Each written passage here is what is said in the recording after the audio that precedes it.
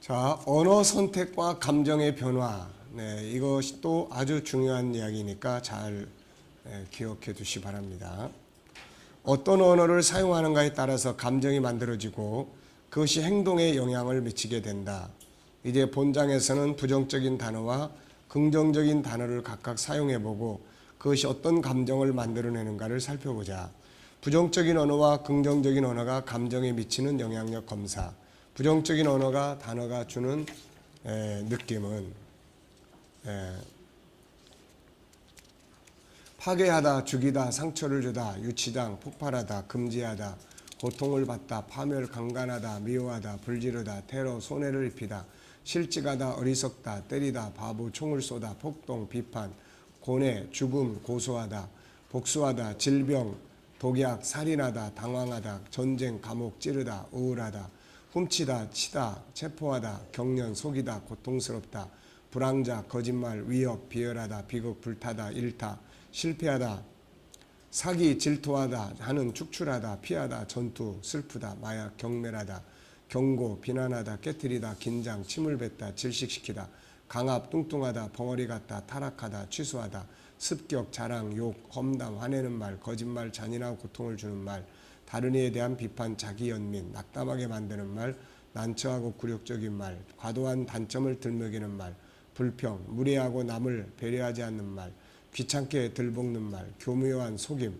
허위, 또 민족 차별과 인종주의적인 비판, 성차별하는 말, 나이와 관련해 비방하는 말, 부정, 협박, 논쟁, 끼어들기, 남의 이야기를 다듬어 올려는 말, 아는 체, 거짓, 아첨, 고함, 누르는 말, 과장, 고발. 자, 앞에서 우리가 한번 살펴봤던 말입니다. 할 5반의 학생들과의 실습, 부정적 단어 목록에서 5개의 단어를 고르고 마음속에 그에 맞는 그림을 떠올려보자. 기분이 어떨까? 유쾌할까? 아마도 그렇지 않을 것이다. 그 5개의 단어로 문장을 만들어보자. 그 문장들은 긍정적인 것들일까? 긍정적인 단어 목록에서 5개의 단어를 고르고 그것으로 그림을 떠올리고 문장을 만든다면 아마 결과나 유쾌하고 긍정적인 것이 될 것이다. 결과, 긴장을 주목하게 되면 긴장감이 돌게 된다. 부정적인 단어 5개를 가지고 문장을 만들면 상황은 더 나빠졌다. 반대로 긍정적인 단어를 가지고 활용하자. 방 안의 공기가 바뀌었다. 모두가 활기가 넘치고 웃음이 생기고 긍정적인 에너지가 돌아왔다. 어느 학생의 고백, 말은 생각했던 것보다 훨씬 강한 것 같아요. 단지 종이 위에 쓰였을 뿐인데 말이에요. 이처럼 단지 몇 개의 단어가 쓰인 한 장의 종이가 불과 몇 분 안에 30명이 넘는 사람의 마음을 가라앉게도 생기를 불어넣을 수 있다.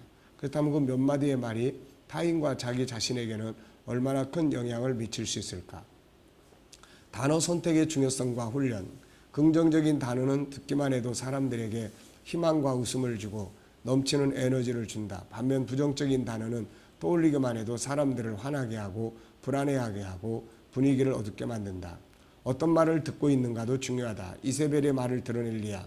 하늘에서 불을 끌어내리는 믿음의 능력을 가졌던 엘리야가 이세벨이란 한 여인의 말에 죽고 싶어하는 모습을 보이고 있는 것은 참으로 놀라운 일이며 한마디의 말이 미치는 영향이 얼마나 큰지를 보여준다. 그래서 잘못된 말은 분별하고 거절할 수 있어야 한다. 끝났다는 말과 시작했다는 말이 주는 느낌은 뭔가? 우리는 수업이 끝났다는 말을 들으면 왠지 시원하고 즐거운 느낌을 받는다. 반면에 이제 수업 시작이야. 그러면 왠지 모를 긴장감과 부담감을 갖게 된다.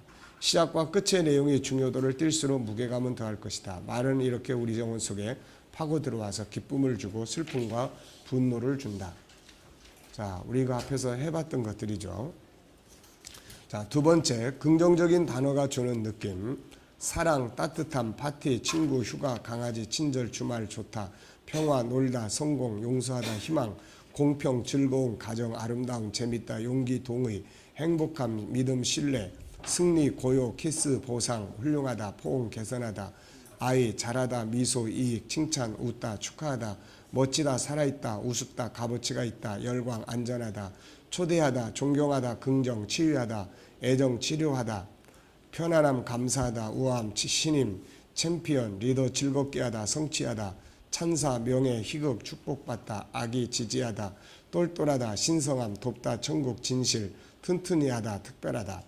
또 40가지의 용기를 북돋아주는 긍정의 말.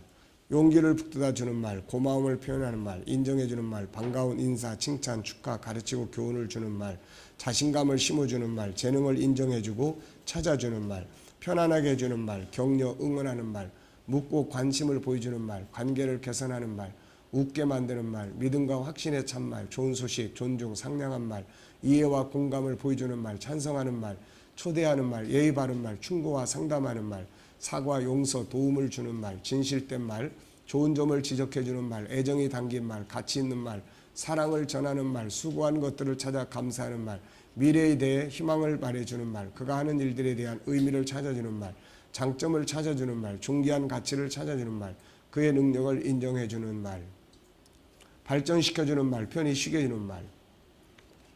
자, 이 단어들을 보고 난 후 만들어지는 감정은 어떠한가? 또 위의 단어들 중에서 5개만 골라서 종이에 쓴 후에 그것을 10번씩 외쳐보자. 그리고 난 후 어떤 감정이 만들어지는지를 기록해보자. 이 5단어를 상대방에게 말해보자. 그리고 그것을 들은 사람들은 어떤 감정이 만들어지는지 체크해보자. 자, 이 감정이 어떤 행동과 관계를 만들 것 같은지 생각해보자. 다음의 문장을 어떤 감정이 만들어지는 생각해보고 나누어보자. 2개의 방을 통과하게 한다. 첫째 방은 야, 이 멍청아. 여기 왜 왔어? 이런 훈련을 한다고 네가 뭐 달라지긴 하겠어 등의 말들을 걸어놓는다. 2번째 방은 기다리고 있었습니다. 당신에게 새로운 문이 열릴 것입니다. 사랑합니다. 당신은 더욱 능력 있는 사람으로 발전할 것입니다. 당신은 보물입니다. 등의 문구들을 걸어놓고 그것을 지닌 후에 느낌을 나누게 한다. 2 문구를 볼 때 어떤 감정이 만들어지고 어떤 행동을 하게 될 것 같은가? 내가 하는 말을 점검해보고 이 말을 듣는 상대방의 감정이 어떨지 생각해보자. 자, 언어가 소비자들의 감정에 미치는 영향, 소비자들에 대한 테스트, 할어반. 할어반은 말이 물건을 사게도 하고 안 사게도 하는 능력을 가지고 있다고 말한다. 말이 가진 엄청난 영향력, 말이 삶에 얼마나 큰 영향력을 미치는가에 대한 연구는 너무 방대하다. 말의 효과에 대해 어느 학자보다 더 많이 연구하고 더 중요하게 생각하는 사회 분야는 뭘까? 바로 광고 산업이다. 몇 마디의 말이 소비자에게 마치 마술과 같은 작용을 하기 때문이다. 말은 물건을 사게 만들 수 있다. 한 유명 대학 경영학부의 연구에 따르면 이 말들이 장래의 소비자에게 가장 큰 영향력을 줄 수 있는 12가지의 말이다. 당신, 쉬운, 새로운, 결과, 증명된, 건강, 돈, 안전한, 사랑, 보증, 전략하다, 발견하다. 어떤 회사는 자사의 마케팅 슬로건에 이 중 11개의 단어를 사용하기도 있다. 우리 기업은 사용하기 쉽고 당신의 건강과 안전을 보증하는 새로운 아이템을 발견했습니다. 이 증명된 결과물로 당신의 돈을 전략하고 싶지 않으십니까? 광고인으로 잘 알려진 데이비드 오길비는 그의 책 어느 광고인의 고백에서 소비자에게 긍정적인 영향을 주는 것으로 검증된 몇 가지 단어를 보여준다. 기적, 증명된, 혁명적인, 필요한, 마술, 값싼, 놀라운, 지금, 빠른, 서두르다, 제공하다, 선풍적인. 중요한 것은 이 말들이 전략적으로 쓰였을 때 목표로 하는 사람들에게 결정적인 효과를 줄 수 있다는 점이다. 쓰여있는 문장이나 문구, 단어를 보고 물건을 사본 일은 없는가? 아니면 물건을 사려고 하다가 역시 단어나 문구를 보고 포기해 본 일은 없는가? 자, 혹시 이런 경험 있나요? 쓰여있는 아무 생각 없이 가다가 광고 문구를 딱 보고서는 물건을 사본 일.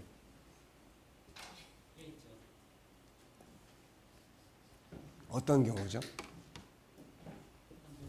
내 필요 욕구와 딱 떨어지면은 네. 일단 사죠. 네. 내 필요 욕구가 딱 맞아 떨어질 때. 또 사려고 했는데 그 홍보 문자나 이런 걸 딱 보고 사고자 하는 기분이 뚝 사라져 버려서 안 사는 경우. 혹시 그런 경우 있었나요? 여기는 뭐 사지도 않고 대부분에는 많은 사람이 현혹할 정도로 좋은 말만 해놨기 때문에 안 사고 빼기게 했어요. 사고 나서 아니 속았구나 문구 보고 살 거 안 사는 것은 없는 것 같아요. 다 좋게만 말했는데 이렇게 막 강한 광고 거예요. 할 때는 그렇게 들을 때 이렇게 뭔가 생각해요. 그러는데 거기가 조금만 멈춰서 몇 발짝만 돌아서면은 할 필요 없다. 네, 금방 정신이 제자리로 돌아오는 거예요. 네. 아니 전에는 다 망했어요. 여기 붙어 있는 게. 네. 망했어요. 그래가지고 정말 망했어요. 부정하더라고요. 그러니까 점포 정리. 그러면 뭔가 좀 싸게 해줄 것 같죠. 그래가지고 망했어요. 막 이러더라고요. 홈쇼핑에서 사람들이 가장 유혹되는 게 마감 임박, 마감 임박. 네. 뭐 매진 임박, 서두르십시오. 네. 지금 서두르지 않으면 여러분들은 손해를 큰일납니다. 지금은 이제 그게 안 하는데 맨 처음에 맨 처음에 지금은 안 해요. 다 망했어. 못 잡아. 목사님이 또 이게 가르쳐주니까 더 하시게 되는데. 그래도 내가 배웠으니까 또 안 해. 거기다가 진짜 망했습니다. 그럼 어떻게? 진짜 망했는데 모르겠어요. 예. 자, 어쨌든 이런 단어나 말이 우리에게 어떤 감정을 조성시킨다는 거예요. 이게. 그러니까 말이 정보 역할을 해주는 거죠. 이게. 자, 언어가 신체 건강에 미치는 영향.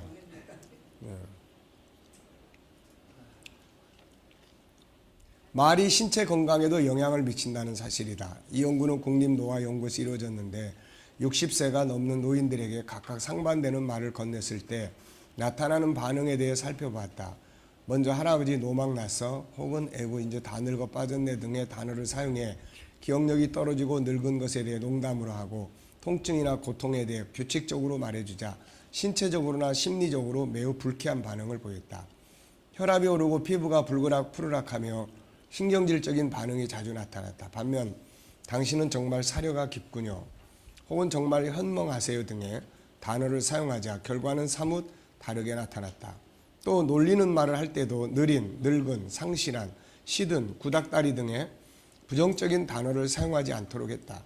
이 연구는 우리에게 한 가지 사실을 알려준다. 우리는 노인들의 삶에 좀 더 긍정적인 영향을 줄 수 있는 말을 사용해야 한다는 것을, 이 나이에 사용할 수 있는 좋은 말들이 얼마나 많은가. 교양이 있는, 활동적인, 친절한, 즐거움을 사랑하는, 분별력이 있는, 가치 있는, 경험이 많은 등의 말로 묘사할 수 있지 않은가. 사실 말의 영향에 대해 말하는 것은 어떤 연령대에 대한 실험인가는 별로 관계가 없다. 젊든 나이가 많든 모두를 해체시킬 수도 있고 일으켜 세울 수도 있다. 좋은 말을 쓰는 사람이 똑똑한 사람이고 좋은 말을 선택할 줄 아는 사람이 능력 중에 능력이다. 내가 사용하는 말을 살펴보기. 내가 사용하는 말들은 주로 어떤 말들인지 적어보자. 이런 말들이 나 자신에게 미치는 영향은 무엇인가? 이런 말들이 상대방에게 어떤 감정을 만들어내고 있는지 생각해보자. 언어를 편집하자. 그리고 언어를 대체하는 훈련을 하자. 자, 여기서 이제 앞에 있는 내용을 우리가 다시 한번 이제 살펴봤습니다. 여기서 이제 중요하게 기억을 해야 될 것은 언어가 감정을 만든다는 거예요. 그러니까 내가 지금 잘못된 말을 사용을 하고 있어요. 그러면 내 말을 듣는 사람의 감정이 지금 나빠지고 있거나 좋아지고 있다는 것을 우리는 기억을 해야 돼요. 그리고 내 말이 나의 감정을 또 바꿔줘요. 그래서 우리가 계속 이제 뇌에다가 입력을 시키고 외치고 해야 되는 것이 내 말이 나의 감정을 바꾼다. 우리는 대수롭지 이야기를 해요. 그렇지만은 지금 내가 하는 말이 상대방의 감정을 움직여 놓고 있다는 거예요. 상대방 표현은 안 해. 표현은 안 하죠. 내가 뭐라고 그런다고 그래서 김상선 목사님이 나한테 대들진 않을 거라고. 네. 아이고 참 모르셔서 그래요. 그러고도 네. 그러니까 지금 애들도 마찬가지예요. 아빠가 이야기를 하면 애들이 대들진 않을 거라고. 그런데 대들지는 않지만 내가 하는 말에 의해서 지금 아이가 마음이, 감정이 굉장히 상해 있을 수도 있고 반항적인 것을 참을 수도 있고, 그러면 얘가 여기서는 참는데 얘가 밖으로 나가서 자기보다 약한 아이를 괴롭히게 된다든지 다르게 발전한다는 거죠, 이게. 그래서 우리가 하는 말들이 나에게, 다른 사람에게 감정의 변화를 만든다는 것을 그걸 기억을 해야 된다. 여기서는 이제 그 부분을 우리가 지금 이야기를 하고 있습니다.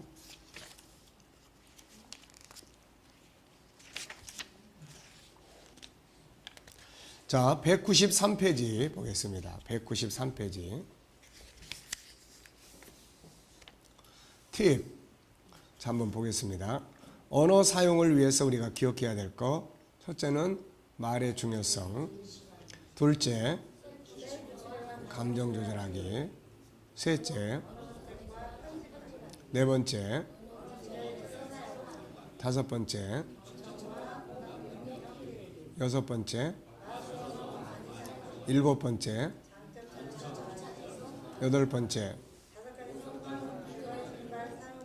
네, 아홉 번째, 열 번째. 네. 자, 그 다음에 항상 사용해야 할 중요 내용.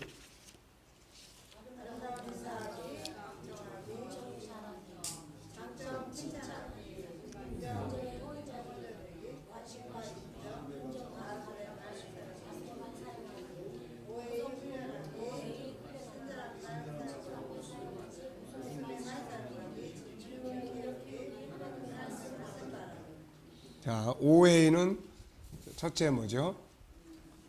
감사하기. 두 번째, 질문. 세 번째, 애정. 네 번째, 네, 다섯 번째, 네.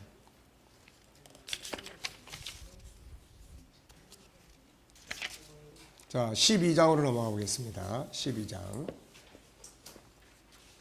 가정과 언어.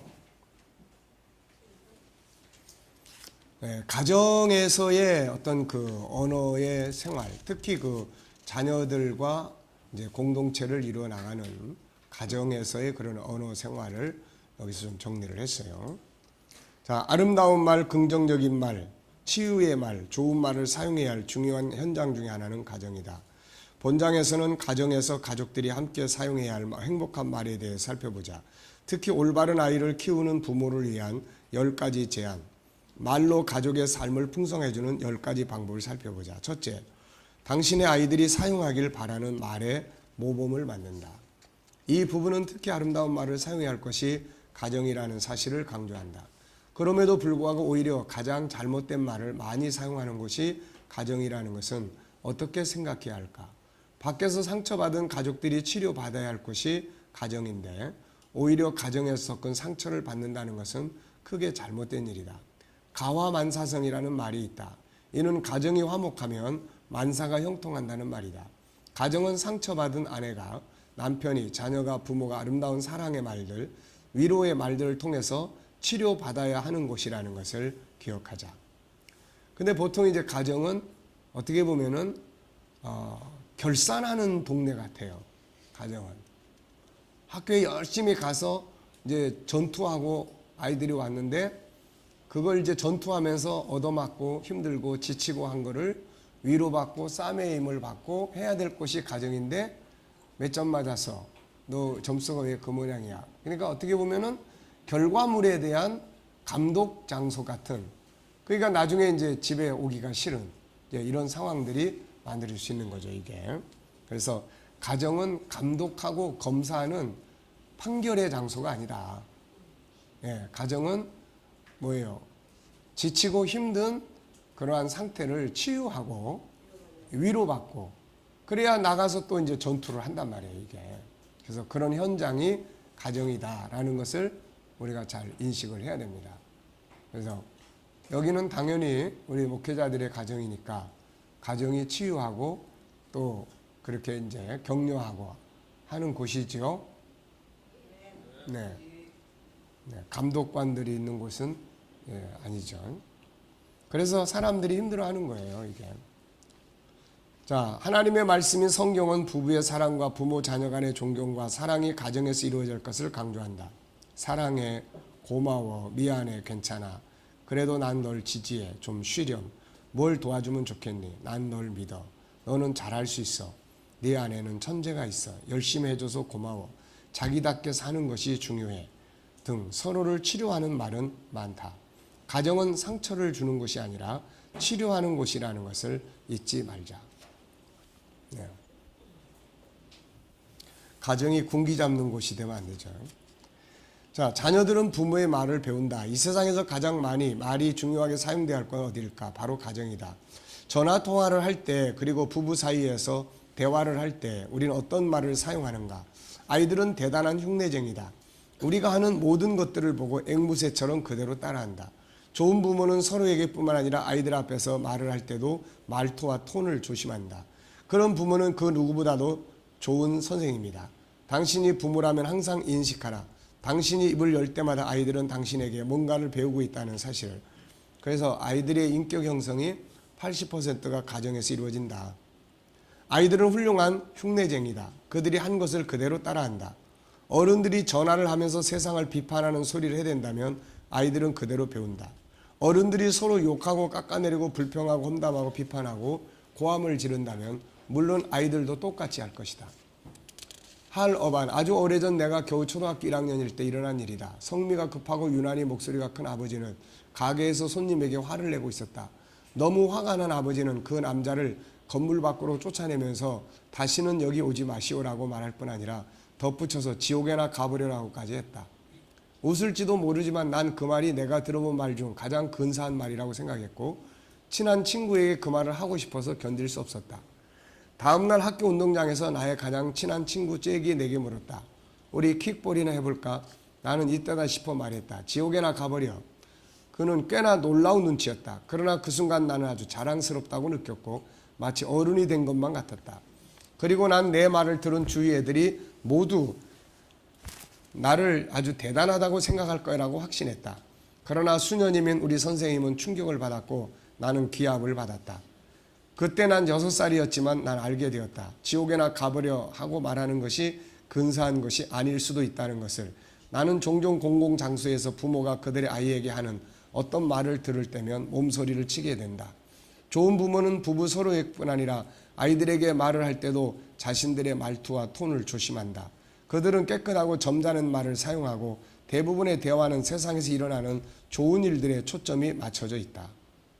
네, 긍정적으로 세상을 보는 거죠. 긍정적으로. 아이들은 그들의 삶 속에서 함께 하는 것들을 배운다.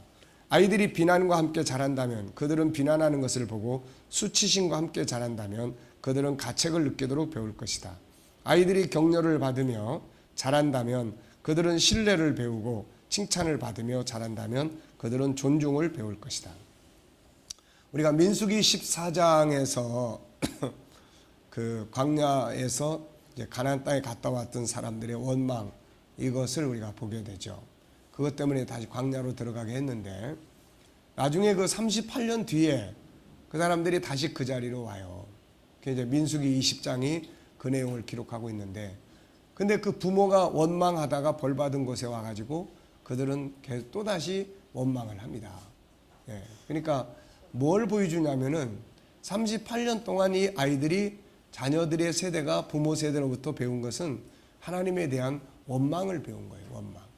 그래서 이런 내용에 대해서 시편 107편인가요? 가보면은 그들이 부모가 장막에서 항상 하나님을 원망하고 가나안 땅을 불신하는 이런 이야기들을 늘 주고받은 거죠. 이게. 자, 두 번째는 이제 당신의 아이들에게 책을 읽어준다. 부모가 가족의 끈을 더 강하게 만들고 동시에 아이들에게 건전한 도덕 원칙을 가르치는 가장 좋은 방법 중에 하나는 아이들에게 책을 읽어주는 것, 함께 책을 읽는 것이다. 심리학자들은 말한다. 더 읽을수록 더 좋다라고 충고한다.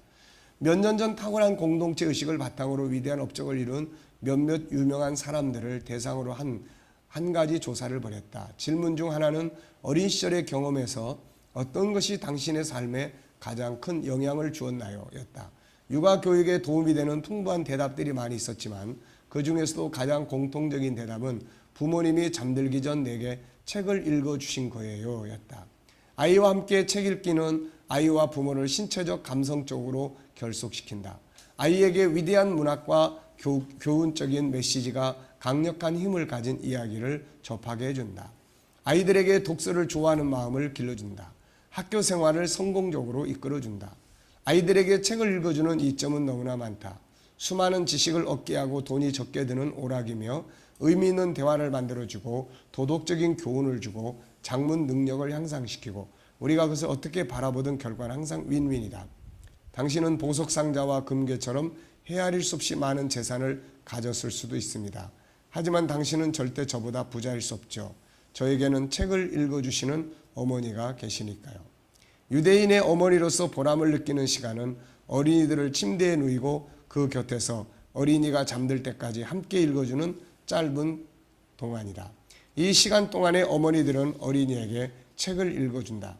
이것은 유대인 어머니들이 어린이들에게 직접 주는 지적 교육의 일면인 것이다. 유대인 전통에 따라 어머니가 읽어주는 책의 대부분은 구약 성서다. 이 성서의 내용이 어려워 어린이들이 이해할 수 없는 대목은 쉬운 이야기로 풀이해서 읽어준다. 세 번째, 의미 있는 대화를 갖는다.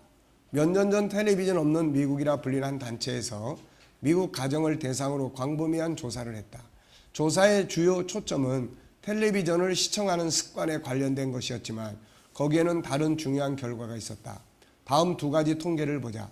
주당 평균적으로 아이가 텔레비전을 시청하는 시간 1680분, 주당 부모가 그들의 아이들과 의미 있는 대화를 나누는 데 보내는 시간 3.5분.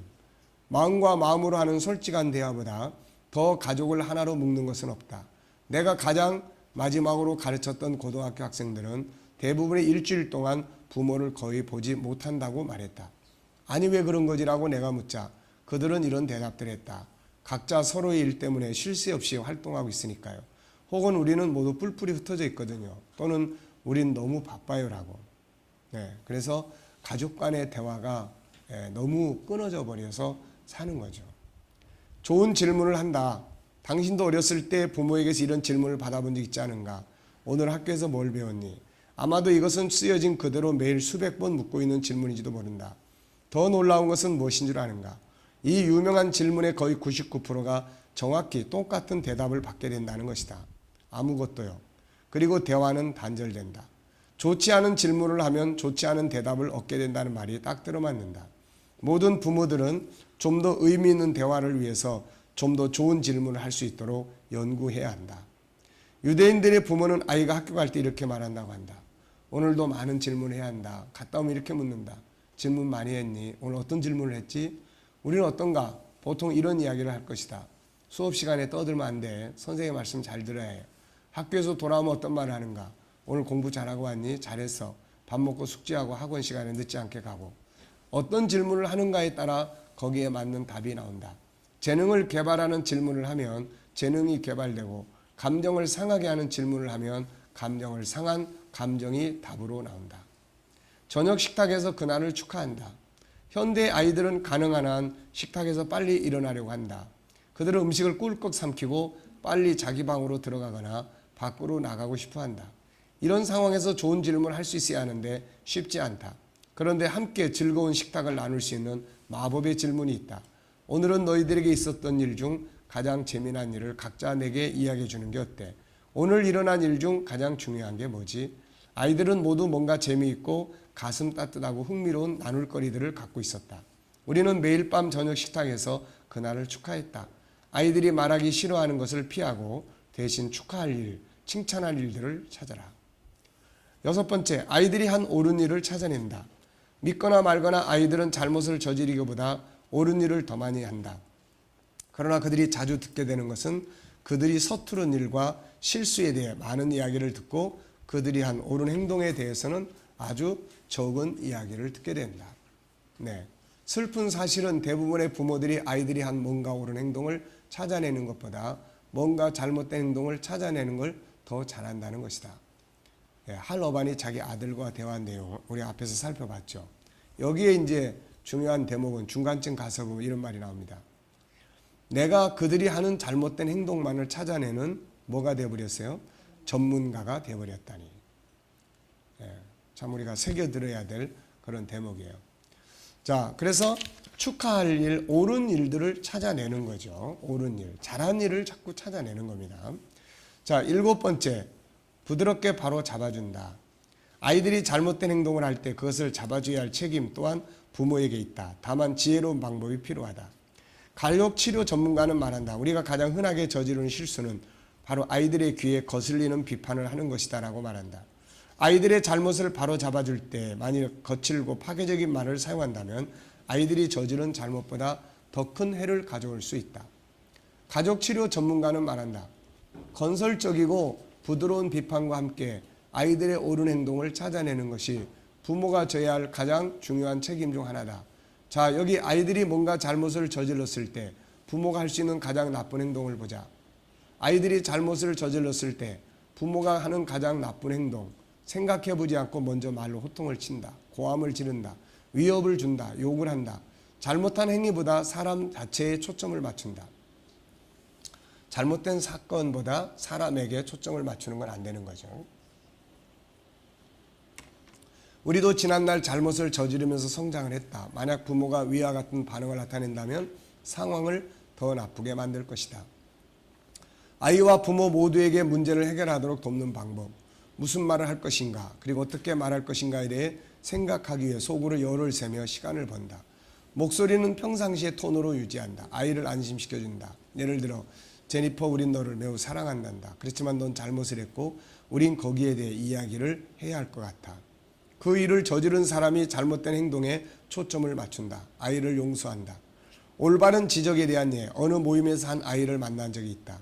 그런데 그 아이의 눈 속에는 분노와 적의가 가득 차 있었다. 아이는 쉽게 화를 냈고 툭하면 다른 친구를 때렸다.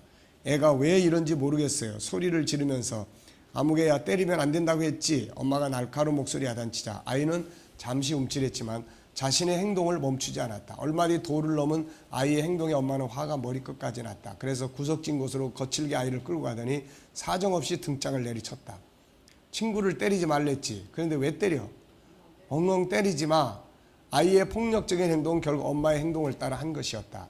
아이는 쉽게 화를 내고 자신을 때리는 엄마의 성품을 모델로 삼아 행동하고 있었던 것이다.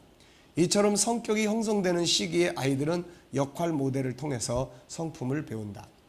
자, 인젤리 자신의 딸 위엔 위안과의 에피소드를 소개했다. 위엔 위안이 뛰어놀다가 의자에 부딪혀 넘어졌다. 그러자 아이는 아파서 엉엉 울었다. 인젤리는 딸을 안고 위로해 주었다. 울지 마. 조금만 있으면 괜찮아질 거야. 인젤리는 딸의 다친 곳에 입을 맞춘 뒤 아이가 부딪힌 의자로 다가갔다. 그리고 의자를 쓰다듬으며 말했다. 이제 괜찮아질 거야. 그러자 아이는 의자를 가해자로 자신을 피해자로 보지 않고 의자와 자신을 고통을 분담하는 친구로 생각하게 되었다고 한다. 위엔 그 뒤 돌부리에 걸려 넘어져도 돌부리에게 다가가 아프지 않을 거라고 위로해주는 아이로 성장했다. 요한 웨슬리는 기독교 역사에 큰 획을 그은 사람이다. 그런데 그가 많은 일을 이뤄낸 배경에는 어머니 수산나의 탁월한 성품 훈련이 있다. 그녀는 19이나 되는 자녀 모두를 지혜롭게 교육시킨 여성이다. 정해진 규칙에 따라 엄격하게 교육하면서도 시간을 정해놓고 한 명씩 면담하면서 자녀들의 이야기를 들어주었다. 또한 언제나 자녀들에게 성품의 본이 되려고 노력했으며 자녀들에게 부족한 성품이 있으면 집중적으로 훈련시켰다. 하지만 그녀에게도 문제를 일으키는 딸이 있었다. 그 딸은 몹시 고집이 세서 세상 모든 일을 자기 뜻대로 하려고 했으며 어머니의 훈계를 무시하고 나쁜 친구들을 어울려 다녔다. 어느 날 수산나는 딸 앞에 시커먼 숯을 내려놓으며 말했다. 이 숯을 안아보렴. 이미 식어서 뜨겁지 않단다. 그러자 딸은 고개를 젓다. 싫어요. 화상은 입지 않겠지만 대신 손과 옷이 더러워지잖아요. 그때 수산나는 딸을 꼭 안아주며 말했다. 그래, 사람도 더 마찬가지란다. 그때 수산나는 행동이 바르지 않으면 화상을 입지 않더라도 몸과 마음이 더러워지는 법이야. 이것을 네가 꼭 기억했으면 좋겠구나. 딸은 그제야 자신의 잘못을 뉘우치고 어머니의 뜻에 순종하게 되었다. 자녀에게 상처를 주지 않으면서도 효과적인 방법으로 변화를 이끌어낸 것이다. 자, 8번째는 마법의 말을 쓰고 가르친다.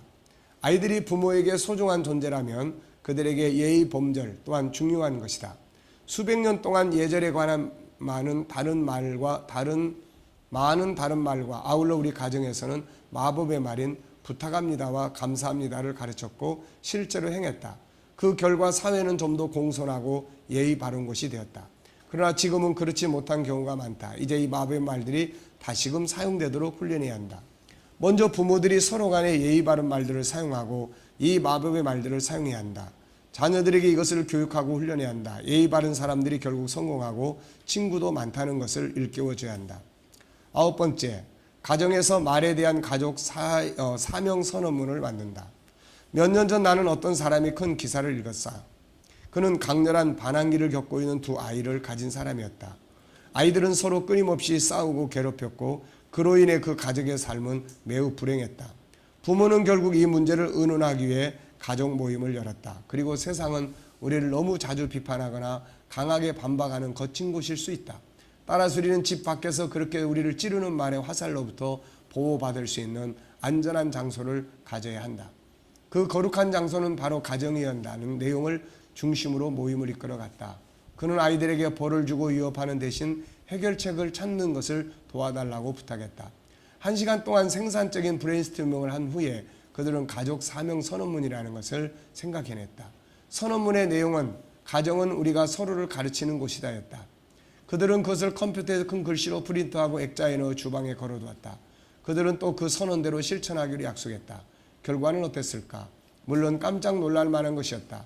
그것은 가족 문제를 해결하기 위해 모임을 가졌고 의논을 통해 사명 선언문을 만들고 그에 대해 약속을 했기 때문에 일어날 수 있는 일이었다. 자, 훌륭한 가족 사명 선언문에 의해 강한 반박 금지, 집에서는 칭찬의 말만 하기, 서로 좋은 이야기를 나누는 가정이 되자. 우리 가족은 삶과 서로를 축복한다. 서로 윈윈을 만드는 대화를 한다. 재미있는 이야기는 절대 숨기지 않는다. 우리 가족은 쉽게 말을 선택하지 않는다. 가족, 교회, 성도, 사명 선언문 만들기. 야, 이런 것도 우리가 이렇게 해볼 수 있는 그런 프로그램들이에요, 이게. 근데 이제 이런 프로그램들을 진행하려고 하다 보니까 가장 큰 게 뭐가 장애 요인이 되겠어요?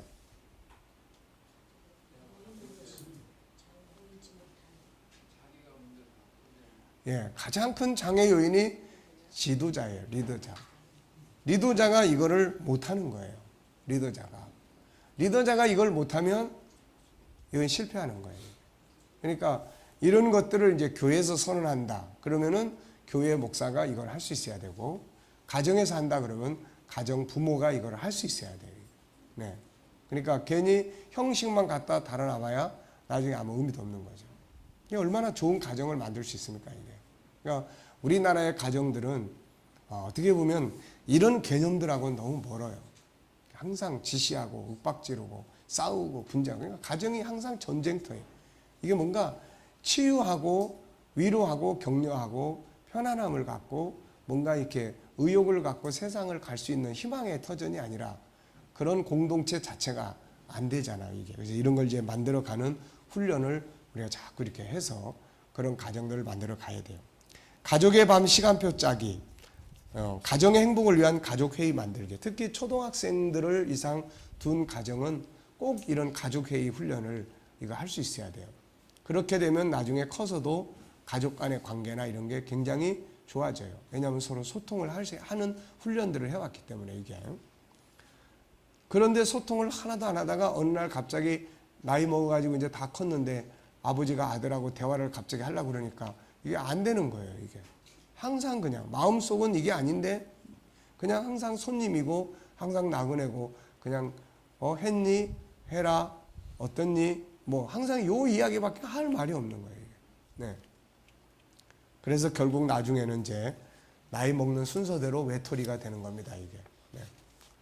자, 시간을 사용하는 방법에 대해 내가 내린 가장 좋은 결론은 일주일에 1시간씩 가족의 밤을 짜는 것이었다. 그러니까 어렸을 때부터 삶을 나눌 수 있고 아이는 아이대로의 삶을 살아가도록 만들어 나가면서 삶에 대한 논의와 대화가 이루어지면 커서도 자연스럽게 삶에 대한 인생에 대한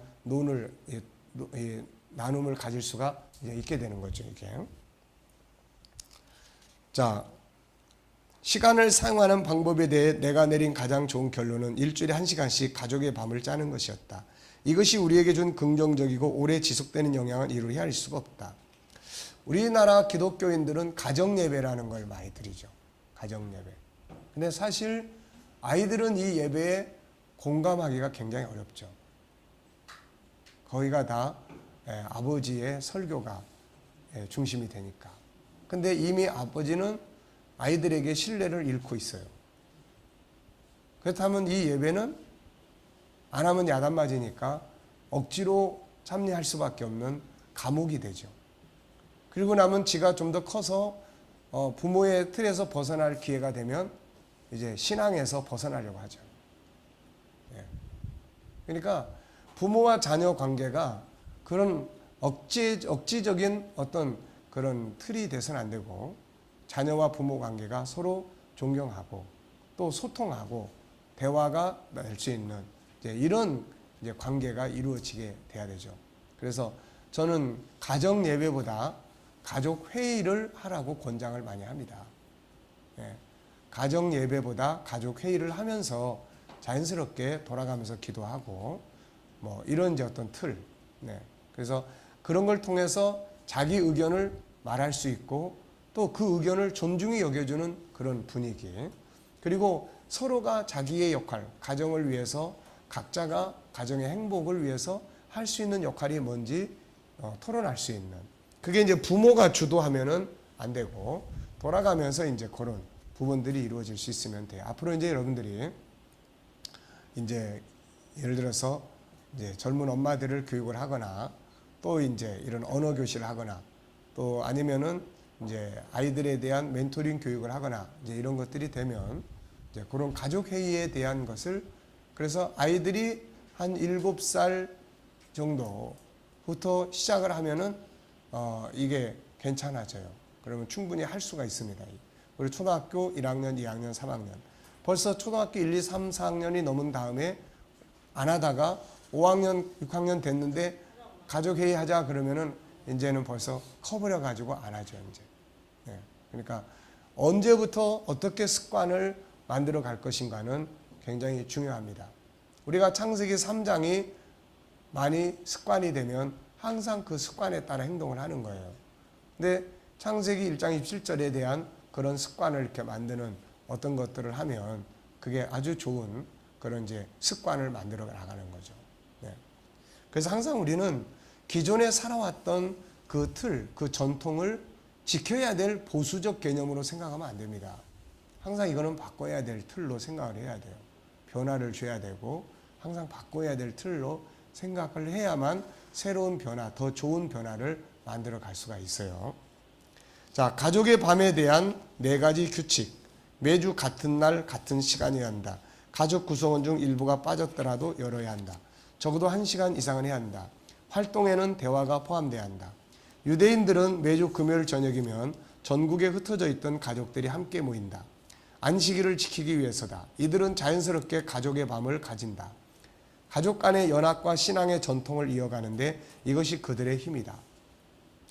제가 그 다큐멘터리 찍으면서 그 예루살렘에서 미국에서 이제 건너온 유대인의 랍비의 가정에 초청을 받아가지고 갔어요. 애들이 4명인가 5명인가 돼요.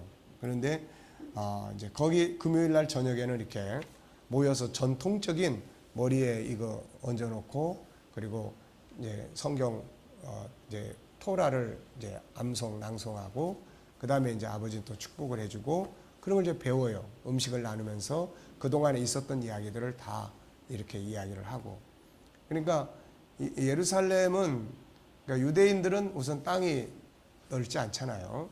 뭐 앞으로 이제 우리나라도 막 몇십 분 안에 다 왔다 갔다 할 수 있는 것들이 되면은 아마 이제 좀 더 가족 간의 만남이 좀 더 많아질 수 있지 않을까 싶어요. 그러니까 그래가지고 이제 거기는 이제 길어봐야 뭐 북쪽에서 예루살렘까지 한 2시간, 또 예루살렘에서 남쪽까지 또만 길어봐야 한 2시간, 뭐 이런 정도니까 이제 저녁에 오지요. 아버지 집으로 다 와서 모이고 그리고 그 다음날 이제 회당에 가죠. 그 회당에 가서 자기들 식의 예배를 드리고 그리고 이제 흩어집니다. 이게. 그러니까 이런 것들이 어떻게 보면은 사회적 힘이고 국가적 힘이에요. 이게. 그 콩가루 집안은 결국 사회를 불안하게 만드는 요인이 되게 만드는 거죠. 이게. 자, 워크샵 지도자는 말했다. 처음엔 아이들이 싫어했죠. 하지만 일주일, 열흘, 보름 이렇게 시간이 지나고 몇 달 안 가서 가족의 밤이라는 게 뭔가 특별한 것임을 명백해졌어요. 가족들은 각자 돌아가면서 그날 무엇을 할지를 결정했기 때문에 다른 구성원들은 오늘은 무슨 일을 하게 될까를 기대하면서 모임에 참여하게 했죠. 그건 아주 즐거운 일이었어요. 아이들은 종종 날 놀라게 했습니다. 때로는 그들은 학교에서 배운 뭔가를 나머지 가족에게 가르쳐 주었고, 때로는 게임을 했고, 때로는 사고력을 자극하는 질문을 했고, 때로는 의미 있는 글귀를 함께 나누기도 했죠. 거기에는 광범위하고 다양한 활동들이 있었고, 그건 매우 우리에게 점점 더 특별한 유대감을 갖게 해주었어요. 여러분도 이걸 해보세요. 그는 흥분해서 말했다. 건강한 가족에게는 건강한 의사소통이 필요하다. 부모와 그들의 아이들이 하는 모든 말, 부모와 그들의 아이들이 하는 모든 행동, 그리고 부모와 그들의 아이들이 행하는 모든 행위는 아이들의 기억 저장소를 만드는 데 도움을 준다. 그 기록 저장소는 부모의 역사와 자손이 된다. 아이들에게 그것은 그들의 유산이자 운명이다. 자, 그러니까 우리는 거의 아이들의 활동을 부모로부터 독립시켜 버립니다. 그래서 학교 생활, 학교에서 잘 배우겠지. 그리고 뭐 사회에서 잘 배우겠지. 그리고 학교, 학원, 그리고 집에서는 교육이나 소통이 하나도 안 되는. 그래서 각자 와서 밥 먹고 그냥 자기 방에 가서 자기 일 하고, 그 다음에 뭐 또 남자는 남자대로 밥 먹고 나면 또 친구 만나러 뭐 취미 생활을 나가버린다든지 뭐 이런 거예요. 유대인들은 굉장히 가정적이에요. 그런 면에서. 그러니까 그런 것들이 이제 유대인의 힘이고, 그렇죠. 그래서 하버드 대학에 우리나라 애하고 유대인 애하고 미국에서 같이 공부를 했는데, 애들이 고등학교 때까지만 해도 우리 한국 애가 성적이 훨씬 났어요. 뭐 10등 그 전후. 그런데 유대인은 걔는 40등, 60등 이랬어요. 근데 우리 한국에는 하버드 대학을 못 들어가고 유대인은 하버드 대학을 들어갔어요. 그래가지고 나중에 만나서 물어봤습니다. 그랬더니 얘가 이 유대인 애가 하는 말이, 야, 그 이번에 나온 논술이 말이야, 우리 아빠하고 토론하는 것보다 더 쉽던데. 예, 그렇게 이야기를 하는 거죠. 그러니까 그런 부분들이, 그래서 우리나라 학생들이 하버드 대학의 1%도 안 되고 유대인들은 한 30% 정도 된다고 합니다. 그러니까 그만큼 경쟁력에서, 그러면 그런 교육이 다 어디서 이루어지냐면은 가정에서 부모가 대화, 토론하는 거죠. 소통. 뭐 질문도 하고 거기에 대해서 아이들도 질문도 던지고. 우리는 아이도 질문할 줄 모르고 아빠도 아이한테 질문할 줄을 몰라요. 잘했니? 못했니? 왜 이랬니? 아니면 몽둥이 들고 야단치고 하는 이런 데 익숙해지는 거예요. 그러니까 우리가 너무 무식하다는 거예요. 쉽게 말하면. 아버지가 너무 무식한 거예요. 아이에게 어떻게 무슨 질문을 해야 될 것인지 이런 것들에 대해서, 인생에 대해서, 아이의 인생에 대해서 충분히 이해하고 그 인생에 대해서, 그 나이 또래의 인생에 대해서 이해하고 그런 것들에 대해서 충분히 대화를 나누면서 뭐 아이들이 생각할 수 있도록 만들어 줄 수 있는데, 그래서 이런 부분들을 이제 우리가 공부를 하면 G7만 충분히 공부를 다 해도 할 수 있는 말들이 굉장히 많아지잖아요, 이게. 자, 휴식하겠습니다. 네.